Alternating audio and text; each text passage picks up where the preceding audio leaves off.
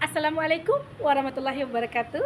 Saya Eka Suswati SPD, calon guru penggerak angkatan ke-11 Kota Bima, Nusa Tenggara Barat, mengajar di SDN 74 Songgela, Kota Bima. Dalam kesempatan ini saya akan menampilkan video aksi nyata modul 1.4 Diseminasi Budaya Positif di sekolah saya. Selamat menyaksikan. Salam Guru Penggerak. Bismillahirrahmanirrahim. Assalamualaikum warahmatullahi wabarakatuh. Yang kami hormati yaitu Bapak Kepala Sekolah Yang 74, yang kami hormati yaitu Dewan Guru atau Keluarga Besar Yang 74 Kota Bima, yang kami hormati yaitu Ibu Eka Suswati, calon guru penggerak angkatan 11. Alhamdulillah, pertama-tama marilah kita selalu mendengarkan puja dan puji syukur atas curahan rahmat dan nikmat yang Allah berikan kepada kita semua, sehingga pada pagi ini kita dapat berkumpul di tempat ini dalam rangka untuk menyaksikan acara pemaparan materi aksi nyata diseminasi budaya positif yang akan dipaparkan oleh Ibu Eka Suswati SPD, calon guru penggerak angkatan 11 SDN 74 Kota Bima. Selawat serta salam kita kirimkan kepada junjungan alam baginda Nabi Muhammad SAW, manusia agung yang diutus oleh Allah Subhanahu wa Ta'ala sebagai rahmatan lil alamin. Mudah-mudahan kita semua yang ada di sini termasuk umat baginda Nabi Muhammad SAW, umat yang selalu beristiqomah untuk menjalankan sunnah-sunnah beliau sampai yaumul qiyamah. Amin ya rabbal alamin. Bapak Ibu pendengar yang kami hormati, ada pun sesuai acara pada pagi hari ini. Yang pertama yaitu pembukaan, insya Allah nanti akan disampaikan oleh Bapak Kepala Sekolah kita yaitu Bapak Ilham SPP. Yang kedua yaitu pemaparan materi, nanti insya Allah akan disampaikan oleh Ibu Eka Suswati, calon guru penggerak angkatan 11 dan kegiatan Kota Bima. Terus yang ketiga yaitu tanya jawab, dan yang terakhir yang keempat yaitu penutup. Marilah kita masuki acara pertama yaitu pembukaan. Kepada Bapak Ilham SPD, kami minta kesediaannya untuk memberikan sambutannya. Kepada Bapak Ilham SPD, untuk waktunya kami persilakan.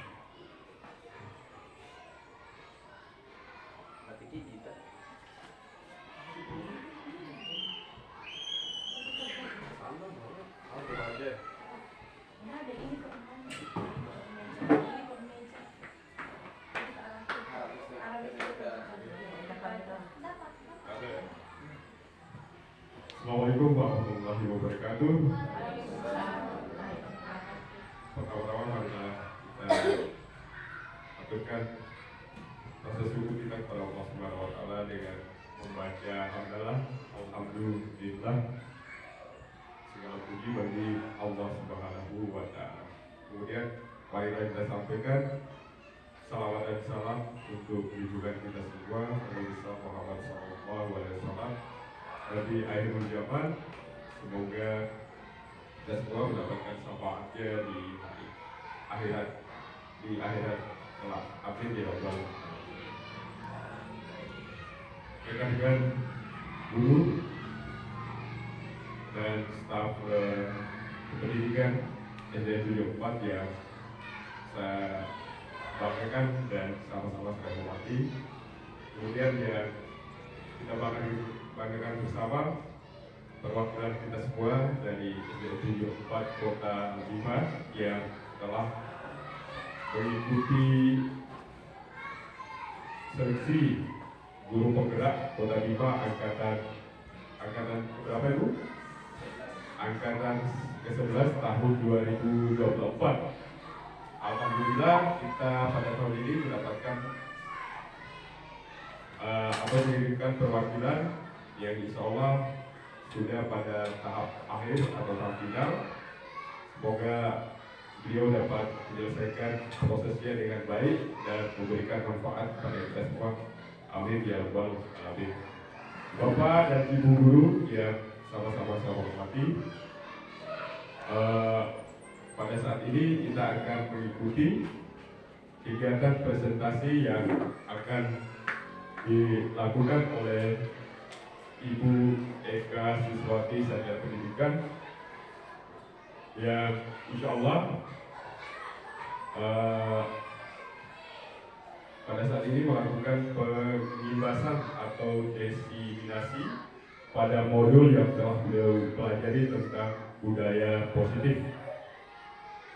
Bapak dan Ibu hadirin sekalian, pada kesempatan pagi ini juga tidak banyak yang akan saya sampaikan karena yang lebih utama dan sangat penting untuk kita ikuti adalah pemaparan beliau nanti, dan diharapkan kepada kita semua untuk memberikan perhatian dan menyimak supaya menjadi sebuah motivasi yang baik dalam rangka pengembangan profesi kita ke depannya.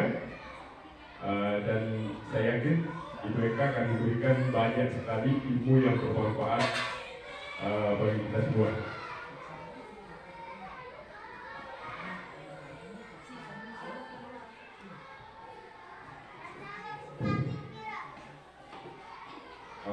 Dalam pendampingan murid di kelas, tentunya sangat diperlukan budaya positif, sehingga pada prosesnya akan memberikan dampak yang baik bagi kesehatan lingkungan kelas kita masing-masing, supaya kedepannya perubahan positif pada karakter anak-anak didik kita dapat terlihat dan sesuai dengan yang diharapkan dan kita cita-citakan bersama. Itu saja yang dapat saya sampaikan selaku Kepala SDN 74 Sekolah Songela Kota Bima pada kesempatan ini. Sekali lagi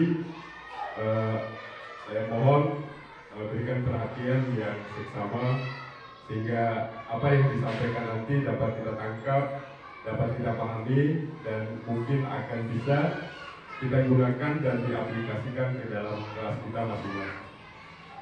Billahi taufiq wal hidayah. Wassalamualaikum warahmatullahi wabarakatuh.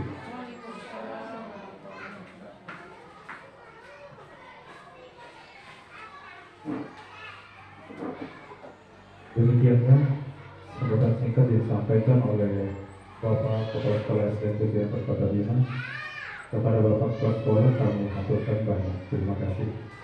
Selanjutnya yaitu pemaparan materi atau presentasi insya Allah akan disampaikan oleh calon guru penggerak, yaitu Ibu Eka Siswati SPD. Kepada Ibu Eka Siswati SPD untuk waktunya kami persilakan.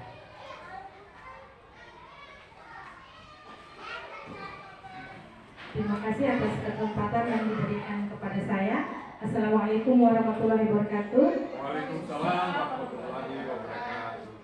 Terima kasih kepada rekan-rekan guru yang sudi hadir dalam diskusi ini dengan meninggalkan kelas kita masing-masing. Nah, di sini saya akan memaparkan materi tentang aksi nyata budaya positif.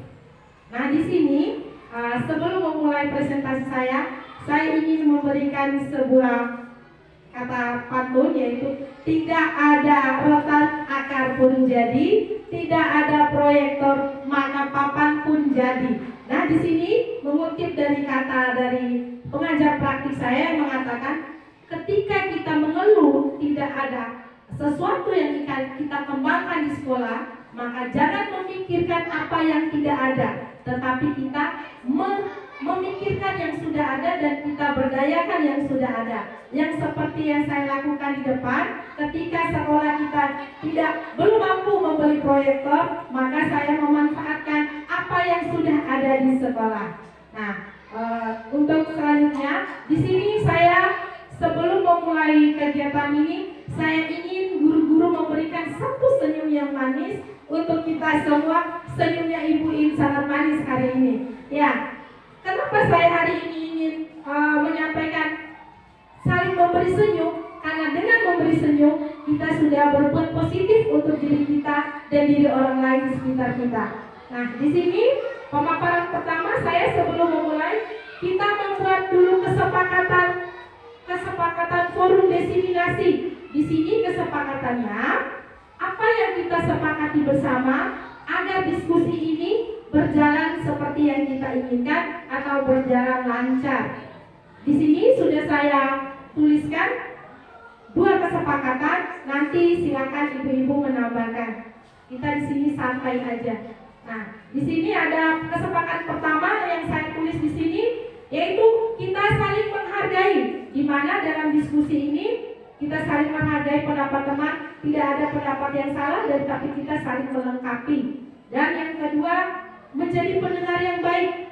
Maksudnya di sini, ketika teman lain berbicara, ayo kita dengarkan dengan baik dan dengan santun. Nah, menurut ibu-ibu, apa kesepakatan kelas yang berikutnya yang ibu atau bapak guru ingin sampaikan dalam forum ini?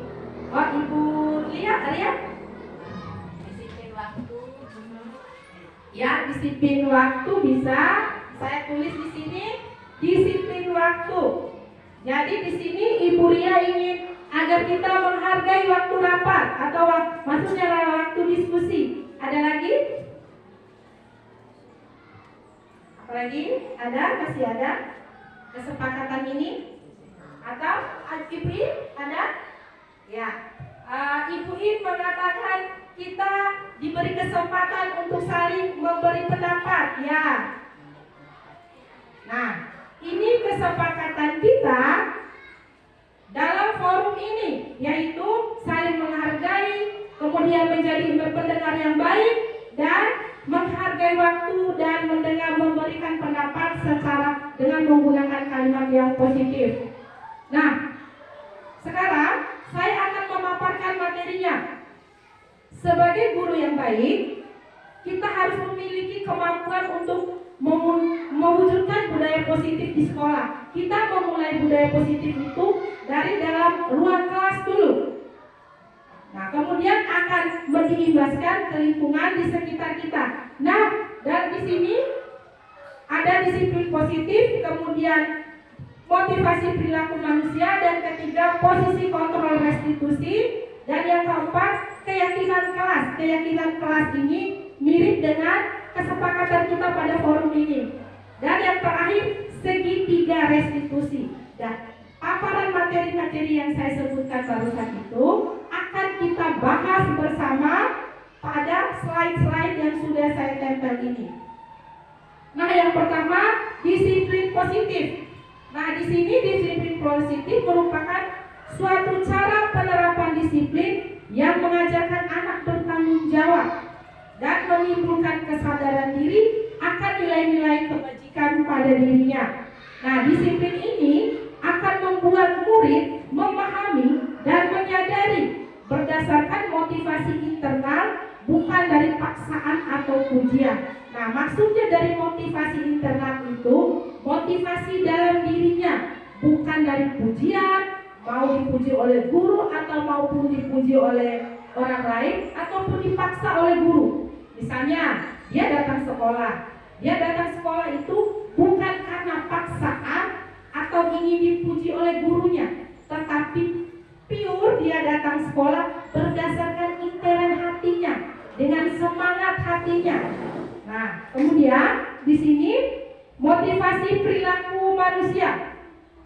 Di sini ada motivasi perilaku manusia, ada 3 motivasi perilaku manusia. Yang pertama, untuk menghindari ketidaknyamanan atau hukuman.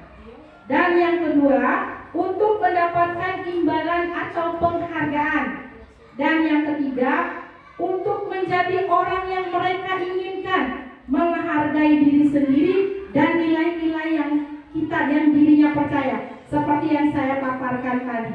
Nah, menurut ibu-ibu guru atau bapak guru, ketiga motivasi ini mana yang ada pada diri Anda ataupun diri murid yang seharusnya dipilih 1, 2, atau 3. Yang pertama, untuk menghindari ketidaknyamanan atau hukuman. Apakah ketika kita datang sekolah, niat kita itu bagaimana? Saya akan membahas dulu ranah gurunya.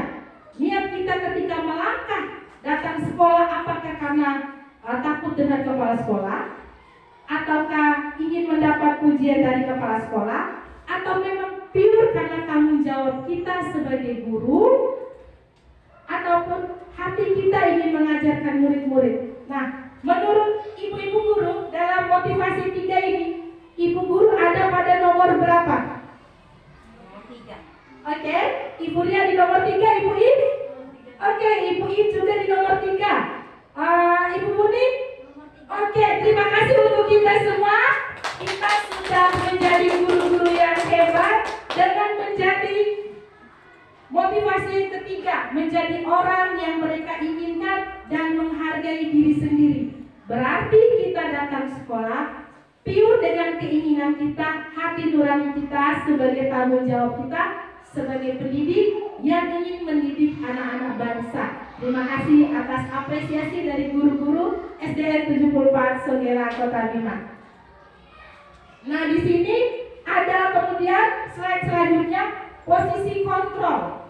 Posisi kontrol di sini kita posisikan diri kita sebagai guru ada 5 posisi kontrol. Yang pertama sebagai penghukum. Kita guru sebagai penghukum. Kemudian yang kedua membuat merasa bersalah.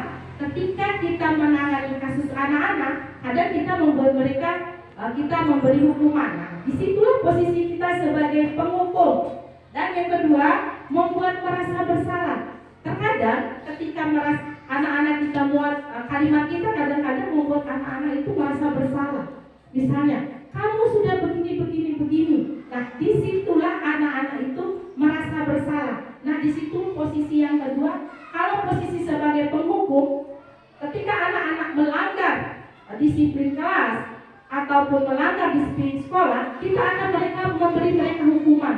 Misalnya hukuman fisik maupun verbal. Jadi sebenarnya seharusnya itu tidak ada, tidak diperbolehkan. Kemudian yang ketiga, posisi kontrol restitusi sebagai teman. Sebagai teman di mana kita seorang guru merangkul anak-anak kita walaupun mungkin mereka melakukan kesalahan atau indisiplin, bagaimana kita mengontrol kata-kata kita agar mereka nyaman. Nah, disitulah posisi kita sebagai guru. Dan yang keempat, posisi pemantau. Di sini kita hanya memantau kegiatan murid itu bagaimana mereka melakukan kesalahan-kesalahan. Nah, terakhir posisi manajer. Posisi manajer ini di sini kita memiliki posisi sebagai teman dan pemantau. Nah, posisi teman sebagai pemantau itu maksudnya di sini kita memantau dulu apa kesalahan-kesalahan yang dia sudah lakukan dan bagaimana kita menanganinya itu dengan posisi kita sebagai teman. Jadi mereka nyaman ketika membicarakan permasalahan dengan kita seperti tidak ada jarak. Nah, kembali saya ke audiens lagi. Menurut ibu-ibu guru, ketika menangani masalah di dalam kelas ataupun di sekolah, posisi ibu guru ada di posisi yang mana? Apakah yang pertama sebagai penghukum, yang kedua sebagai pemberi rasa bersalah, dan yang ketiga sebagai teman, yang keempat posisi sebagai pemantau, atau kelima sebagai manajer? Keberapa Ibu Jen? Ibu Jen yang kelima, yang lain? Oh, sebagai teman. Oh, Ibu Jen yang keempat sebagai teman. Ya, terima kasih Ibu. Ibu Buni? Oh, sebagai manajer. Ibu Fatun? Teman. Oh, teman. Sama seperti Ibu I dan Ibu Fatun, Ibu Jenab. Dulu ketika saya presentasikan waktu rungkol itu, posisi saya tempatkan sebagai teman. Itu bagus, dan posisi manajer juga bagus. Di mana manajer itu memposisikan 2 posisi, yaitu dia sebagai pemantau dan dia sebagai teman. Jadi dia memanfaatkan dua posisi itu sehingga balance berjalan bersama. Dan sebagai teman pun bagus. Kelemahan di sini kita sebagai teman yaitu kadang-kadang anak-anak itu terlalu manja, terlalu omu istilahnya bojol. Jadi kadang-kadang tuh ibu ketahu lalu. Jadi dia akan mengulangi. Iya. Nah, kemudian terima kasih atas partisipasi dari teman-teman. Kemudian di sini saya lanjut di keyakinan sekolah. Keyakinan sekolah ini kita berperan dalam mewujudkan terbentuknya keyakinan kelas atau sekolah. Dengan adanya kesepakatan antara guru dan murid, keyakinan sekolah berupa harus pernyataan-pernyataan yang positif. Biasanya keyakinan sekolah ini atau kesepakatan kelas ini harus kita laksanakan ketika awal semester. Misalnya di dalam kelas, kita nanti di dalam ruangan ini bagaimana adab yang baik, bagaimana adab piketnya. Tapi di sini kita harus lembut, kita harus berdiskusi dengan siswa. Jangan sampai keyakinan kelas atau kesepakatan kelas yang kita buat hanya pure dari kita. Nah, kalau pure dari kita itu bukan lagi kesepakatan, tetapi sebuah peraturan yang harus dilakukan tanpa mendengarkan audiensi atau pendapat dari orang lain. Di sini walaupun mungkin anak-anak itu di bawah kita atau apalah anak-anak, kita sebagai penguasa di dalam kelas, kita tidak seharusnya begitu. Kesepakatan kelas kita buat yang akan kita lanjuti bersama. Nah, di sini selanjutnya keyakinan kelas atau kesepakatan kelas itu berupa pernyataan yang positif. Tidak boleh menggunakan kata jangan. Misalnya, jangan membuang sampah sembarangan. Di situ sudah kalimatnya itu kayak mendikte, kayak memerintah. Menurut ibu-ibu, kalimat pengganti sebagai jangan membuang sampah sembarangan di kelas itu apa? Tidak boleh. Sebaiknya Ya. Kalau bisa setelah makan buang di tempat sampah. Ya, bagus, tepuk tangan Ibu Muni. Iya, terima kasih Ibu kepada Ibu Muni. Yang lainnya? Sebaiknya setelah makan buang sampah di tempatnya. Ya, bisa juga kita mengerucutkan menjadi buanglah sampah pada tempatnya. Nah, itulah kalimat positif yang saya maksudkan di sini. Jadi di dalam kelas kita membuat beberapa kesepakatan kelas sama dengan kontrak. Jadi ketika mereka melanggar atau indisiplin, sudah ada perjanjian. Kan bukankah kamu kita sudah punya kesepakatan kelas sebelumnya. Nah, selanjutnya di sini cara membuat keyakinan kelas. Yang pertama seperti yang saya katakan tadi, pernyataan dibuat dalam bentuk yang positif. Kemudian semua warga kelas berkontribusi dalam pembuatannya. Dan yang ketiga, bersedia meninjau kembali lain waktu. Maksudnya meninjau kembali ini kita sesuaikan dengan keadaan di kelas kita. Wah, apa yang kurang ya? Atau kalimat ini tidak sesuai dengan setelah beberapa bulan kemudian. Nah, inilah manfaat dari bersedia meninjau kembali. Nah, kesepakatan atau keyakinan kelas ini di sini sebenarnya bisa kita tempel seperti kata Ibu Muni tadi, buanglah sampah pada tempatnya. Setiap pagi memeriksa kuku itu semua sudah jadwal. Kemudian anak-anak disuruh membersihkan kelas itu termasuk kita membuat kalimat-kalimat yang positif. Bagaimana kalimat-kalimat itu menarik minat siswa bukan karena diperintah. Nah, sekarang tahap selanjutnya segitiga restitusi. Segitiga restitusi ini bagaimana kita memahami permasalahan yang sedang siswa alami dan juga mencarikan solusi. Nah, di sini segitiga restitusi itu ada 3, yaitu yang pertama memvalidasi masalah, yang kedua menstabilkan identitas, dan yang ketiga menanyakan keyakinan. Nah, menanyakan keyakinan inilah yang kita bahas tadi, keyakinan sekolah itu. Nah, di sini dia sudah ada di segitiga restitusi. Nah, ketika mereka melanggar, di sini sudah kita menanyakan, oh, misalnya kamu sudah terlambat, kira-kira apa keyakinan apa yang kamu sudah langgar? Nah, bisa jadi itu keyakinan kedisiplinan. Nah, langkah selanjutnya langkah-langkah dalam restitusi. Nah, langkah-langkah dalam restitusi itu menstabilkan identitas. Dengan kita harus mampu meyakinkan mereka dan menenangkan mereka bahwa setiap orang pernah berbuat salah. Maksudnya di sini, ketika siswa punya masalah, misalnya sering datang terlambat, atau masalah kita yang di sini anak-anak yang malas datang sekolah, di sini kita menstabilkan identitasnya. Kita harus mampu meyakinkan mereka ketika kita bertanya, semua orang misalnya pernah berbuat salah. Jadi kita jangan mendikte bahwa itu kamu sudah salah. Seperti itulah pembelajaran di guru penggerak. Walaupun mungkin di sekolah kita beda, ya beda teori dan prakteknya. Tapi di sini setidaknya kita paham dulu teori yang sebenarnya yang seharusnya kita lakukan seperti ini.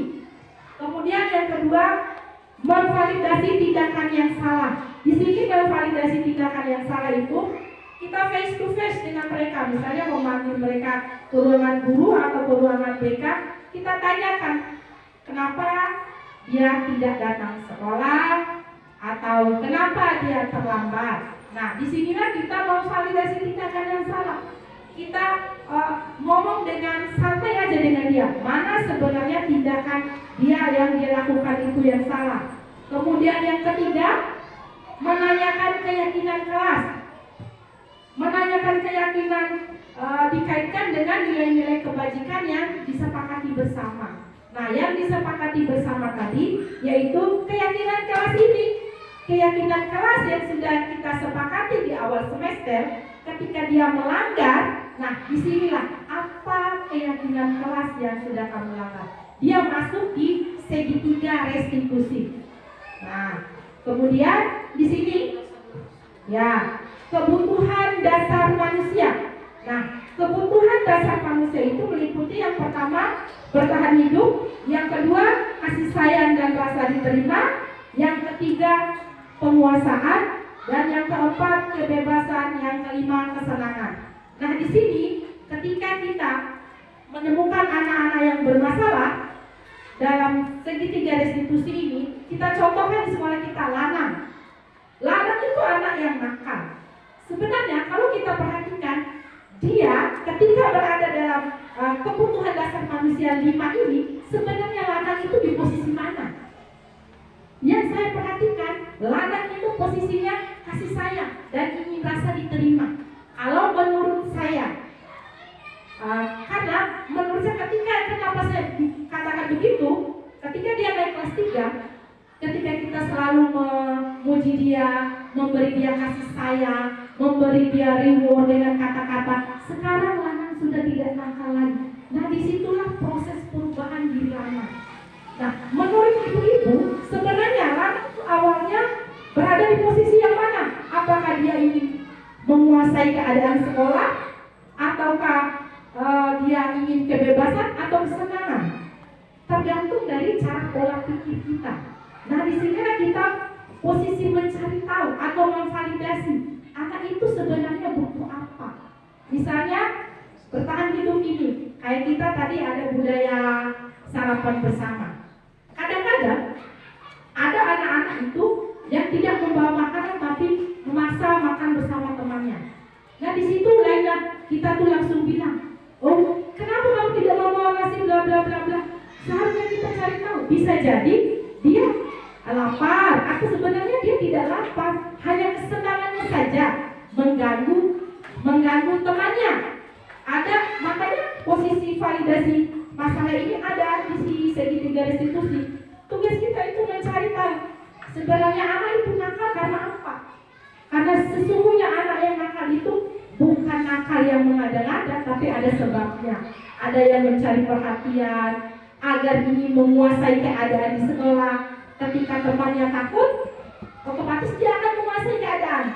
Tapi rata-rata yang saya lihat anak-anak itu sebenarnya sedang membutuhkan kasih sayang, sedang membutuhkan perhatian. Makanya ketika kemarin di upacara bendera, saya memilih Al. Selama ini mereka anak-anak yang tidak dianggap, mereka anak-anak yang nakal. Kenapa saya memberikan mereka kesempatan untuk latih membawa menjadi pengerek bendera? Alhamdulillah banyak hal yang sekarang berubah. Oh, ketika kita memberikan mereka kesempatan, ketika kita memberikan mereka tanggung jawab, ada transisi perubahan dari mereka. Jadi itu yang saya ingin sampaikan kepada rekan-rekan guru. Mulai sekarang jangan menganggap anak-anak yang nakal itu tidak punya potensi. Jadi disinilah kita memanfaatkan mereka, ada perubahan. Ketika kita memberikan mereka tanggung jawab, mereka akan berbangga diri. Kayak kemarin saya tanya Lana, mau menjadi apa kamu di upacara bendera nanti? Mau jadi pemimpin atau mau jadi pembawa bendera? Dia menjawab, Mada mau menjadi pembawa Pancasila, Ibu. Berarti di sini ada mulai perubahan dari diri Lana. Ada dia ingin, namun ejak mulai lengan dengan bojo. Jadi ingin seperti teman-teman yang lain. Jadi budaya positif itu kita mulai dari diri kita. Bagaimana kita mengembangkan murid itu, jangan hanya menganggap oh yang itu tidak bisa. Kita latih dulu, kita coba dulu. Siapa tahu yang kita coba itu sebenarnya mereka sangat mampu. Nah yang terakhir, perhatian ketika seorang murid melakukan suatu perbuatan dengan nilai-nilai kebajikan atau melanggar peraturan itu, sebenarnya mereka sedang memenuhi kebutuhannya. Seperti kata saya tadi, setiap anak yang nakal sebenarnya dia sedang memenuhi kebutuhan keinginannya, seperti diri kita sendiri juga. Terima kasih. Demikian pemaparan dari saya. Selanjutnya semoga apa yang saya paparkan di sini bermanfaat untuk kita semua. Terima kasih atas atensi dari teman-teman yang sudah mau sharing bareng saya. Sebenarnya kita semua adalah penggerak. Cuma di sini saya punya lisensinya sudah masuk duluan ke guru penggerak, calon guru penggerak. Sebenarnya kita semua guru di sini sudah menjadi penggerak. Bergerak dengan mengajar anak sekolah itu kita sudah bergerak. Mendidik anak sekolah dengan baik itu semuanya kita sudah bergerak. Terima kasih. Assalamualaikum warahmatullahi wabarakatuh. Saya kembalikan lagi kepada Bapak Moderator Pak Sarifudin SPD. Terima kasih.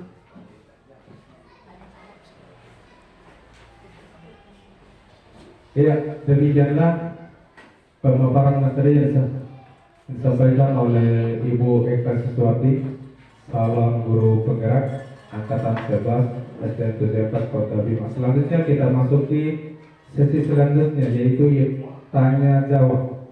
Mungkin ada guru-guru yang ingin menanyakan terkait materi yang disampaikan oleh Ibu Eka tadi.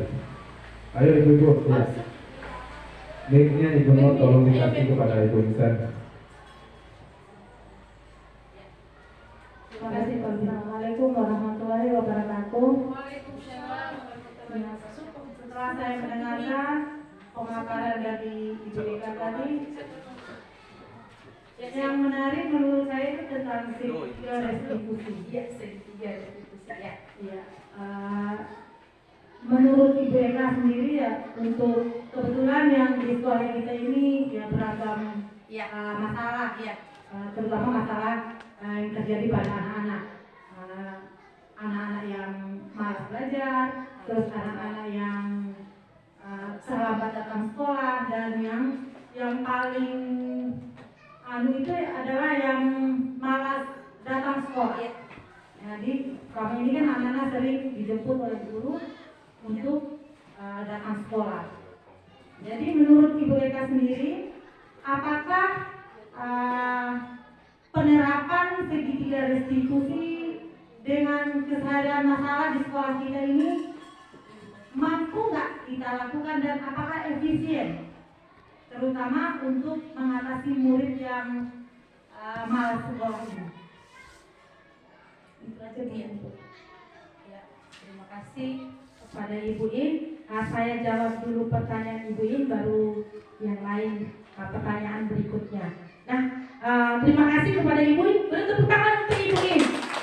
Jujur, itulah pertanyaan saya kepada Pak Fasilitator ketika kami melakukan kolaborasi. Karena pure di sekolah kita ada lingkungan yang keras, jadi kadang-kadang melakukan kalimat-kalimat lembut itu seperti tidak didengarkan. Jujur, praktek kita di lapangan tidak semanis di segitiga restitusi. Nah, tapi di sini karena kita istilahnya harus berpedoman dulu kepada segitiga restitusi, kita kembalikan dulu ke segitiga restitusi, di mana langkah pertama menstabilkan identitas seperti tadi saya katakan.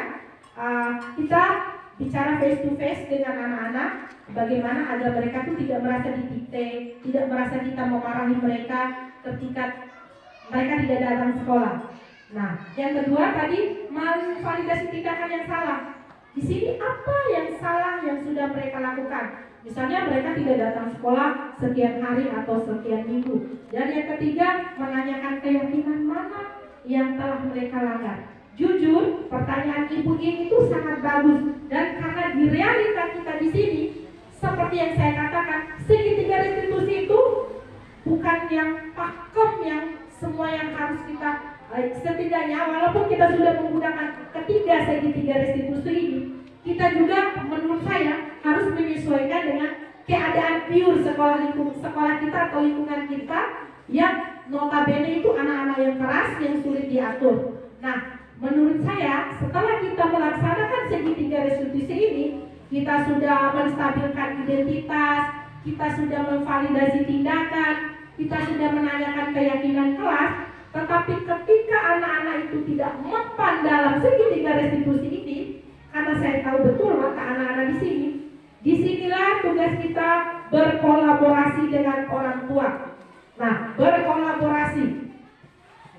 Nah, di sini kita berkolaborasi maksud saya, belum tentu ketika kita melakukan segitiga restitusi kepada anak-anak, belum tentu apa yang mereka jawab itu benar adanya. Misalnya ketika kita tanya kenapa sudah beberapa hari kamu tidak datang sekolah, mungkin alasannya saya bantu ibu di rumah, atau saya menjaga adik di rumah karena tidak ada mama. Belum tentu itu jawaban yang benar-benar jujur menurut saya ketika kita melakukan segitiga restitusi. Nah, disinilah pemanfaatan kemudian kita berkolaborasi dengan orang tua, di mana mungkin kita mendatangi orang tuanya. Kita tanyakan, kita lakukan segitiga restitusi juga. Kita menanyakan kepada orang tua sebenarnya apa yang terjadi sehingga anak itu tidak datang sekolah. Bisa jadi apa yang anak itu sampaikan tidak sama dengan apa yang orang tuanya sampaikan. Maklumlah anak-anak terkadang itu dirinya itu tidak mau disalahkan. Dia punya berbagai ribu macam alasan sehingga dia tidak disalahkan oleh gurunya. Anak-anak zaman sekarang pintar ngeles. Jadi mungkin itu ibu ini. Jadi alternatif kita itu ketika segitiga restitusi itu tidak mempan kita terapkan di sekolah kita, langkah terakhirnya itu kita berkolaborasi dengan orang tua murid. Karena itu jalan satu-satunya menurut saya ketika kita mendatangi rumahnya, kita cari tahu alasan dia tidak datang sekolah. Nanti setelah itu baru kita kelompokkan antara murid itu dan orang tua muridnya. Jadi disitulah mungkin kesalahan dia itu akan, oh ternyata dia begini, dia hanya alasan. Itu aja mungkin dari saya Ibu. Terima kasih. Assalamualaikum warahmatullahi wabarakatuh.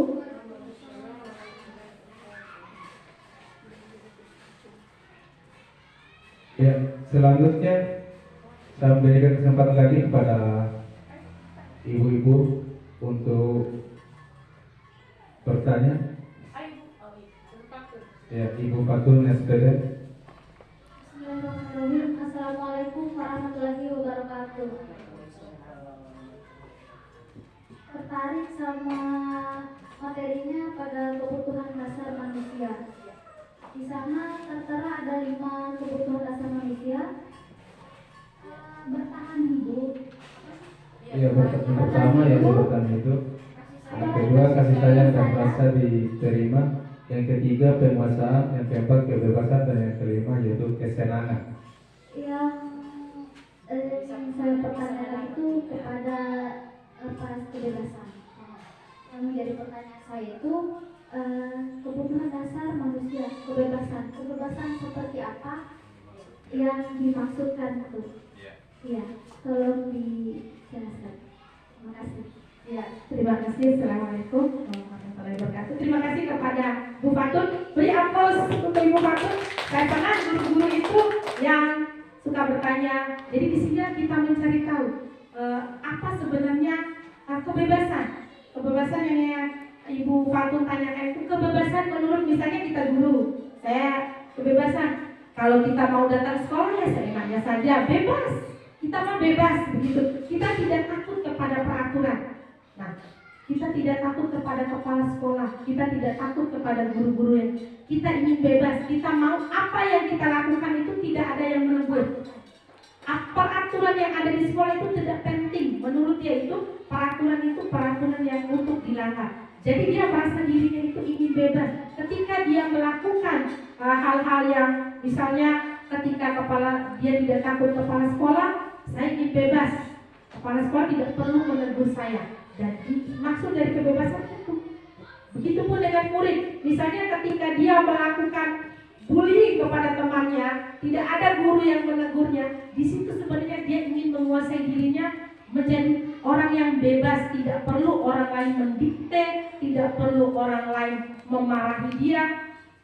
Di situ maksudnya dari kebebasan itu. Sebenarnya itu hal yang tidak terlalu bagus menurut saya ketika kita harus menguasai diri kita untuk melakukan kebebasan tanpa memenuhi peraturan yang ada di sekolah. Itu mungkin Ibu Fatun, terima kasih. Apakah ada yang ingin menambahkan atau ingin menyanggah apa yang sudah saya presentasikan? Ya, terima kasih. Demikian pemaparan dari saya.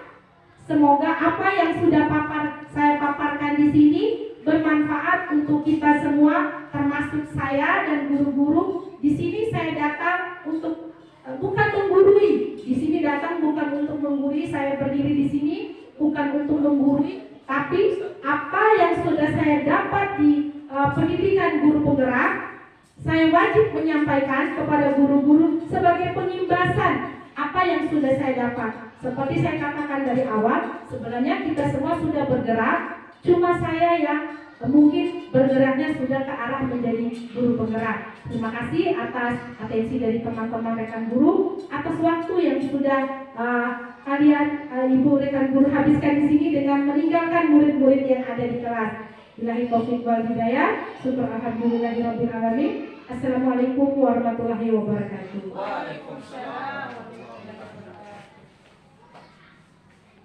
Ya, demikianlah acara presentasi aksi nyata diseminasi kebudayaan positif yang dipaparkan oleh Ibu Eka Suswati SPD, calon guru penggerak Angkatan 11 dan Jawa Kota Bima. Dan mudah-mudahan apa yang disampaikan oleh Ibu Eka tadi dapat memberikan motivasi kepada kita semua supaya apa yang disampaikan oleh Ibu Eka tadi dapat kita memberi motivasi terhadap peserta didik kita masing-masing. Sekali lagi saya mengucapkan terima kasih kepada Ibu Eka selaku calon guru penggerak, dan juga saya ucapkan terima kasih pula kepada rekan-rekan guru SD 7 Kota Bima. Mada tutup acara pada siang ini. Mada mengajar kita dengan sama-sama melafazkan hamba Allah. Alhamdulillahirrahmanirrahim. Assalamualaikum warahmatullahi wabarakatuh.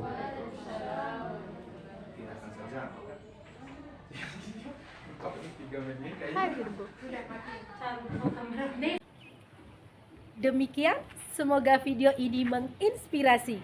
Semoga tergerak, lekas bergerak, dan mari menggerakkan.